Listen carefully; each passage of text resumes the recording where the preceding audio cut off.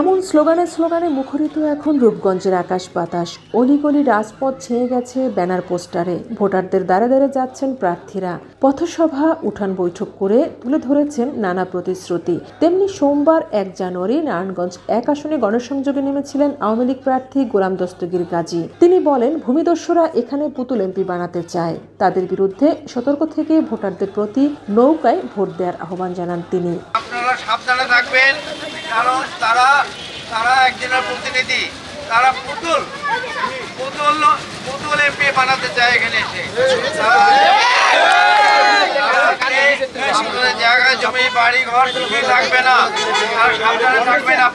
সোমবার দুপুরে রূপগঞ্জের ভোলাপ ইউনিয়নে এক পথসভায় তিনি ভোটারদের উদ্দেশ্যে আরো বলেন, আমার কোনো ভুলভ্রান্তি হলে আপনারা ক্ষমা করে দেবেন।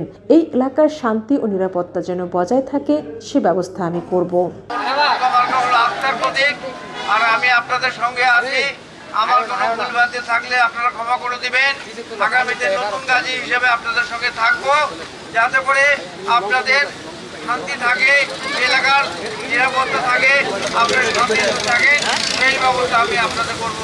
পথসভা শেষে সাংবাদিকদের সঙ্গেও আলাপ করেন গোলাম দস্তগীর গাজী বীর প্রতীক। বলেন, প্রতিটি ওয়ার্ডে ওয়ার্ডে গণসংযোগ হচ্ছে, প্রতিটি অঙ্গ সংগঠনের কমিটি রয়েছে, সব জায়গায় নৌকার পক্ষে গণজোয়ার তৈরি হয়েছে, সঙ্গে আছেন নারী ভোটাররা। স্থানীয় যারা আছে প্রতিটি ওয়ার্ডে ওয়ার্ডে গণসংযোগ হচ্ছে, প্রতিটি ওয়ার্ডে আমাদের কমিটি আছে, প্রতিটা অঙ্গ সংগঠনের কমিটি আছে, সব গণজোয়ার আপনি দেখতে গণজোয়ার লেগে গেছে। শুধু এই গণজোয়ারের মাঝখানে আমি এসেছি।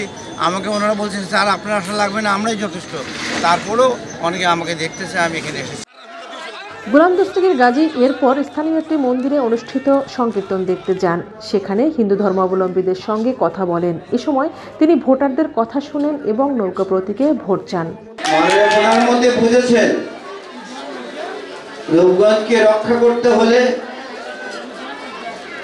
আগের যে মানুষকে 3 বার দিয়েছি তাকেই দরকার, তাকেই নৌকা প্রতীক দরকার।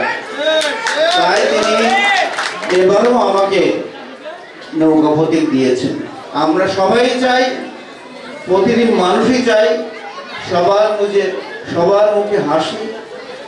সবার মুখে হাসি মানে আমরা সুখী শান্তিতে পরিবার নিয়ে সমস্ত সরকারের সুযোগ সুবিধা পাবো, সেই সুযোগ সুবিধা নিয়ে আমরা বসবাস করতে চাই। তাই আপনাদেরকে আবারও নৌকা মার্কায় ভোট দিয়ে মাননীয় প্রধানমন্ত্রী শেখ হাসিনাকে আবারও প্রধানমন্ত্রী করতে হবে।